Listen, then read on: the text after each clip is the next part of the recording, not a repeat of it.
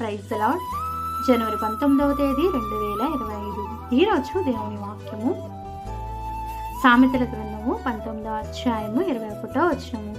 నరుని హృదయంలో ఆలోచనలు అనేకంగా పుట్టును, యెహోవా యొక్క తీర్మానమే స్థిరము.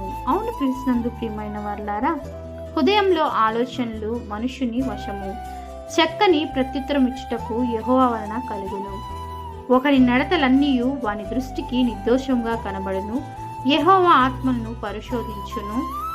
కావున నీ పనుల భారము యెహోవా యందు ఉంచుము, అప్పుడు నీ ఉపదేశమును సఫలం అగును. దేవుని వాక్యం ఇలా సెలవిస్తుంది. ఈరోజు ఈ వాక్యం వింటున్నటువంటి నీవు నీ ఆలోచనల పైన, నీ శక్తి, నీ బలము పైన, నీ ధ్యానం పైన ఆధారపడుచున్నావా? అయితే జాగ్రత్త, జీవితంలో చాలా నష్టపోతావు. దేవుణ్ణి పై ఆధారపడి జీవించుము, ఆయన మాత్రమే నీ స్థితి నుండి లేవనెత్తునుగాక. ఆమేన్. ప్రేయర్ టవర్ మినిస్ట్రీస్ లో నీ సహోదరి. God bless you all. Download ShareChat.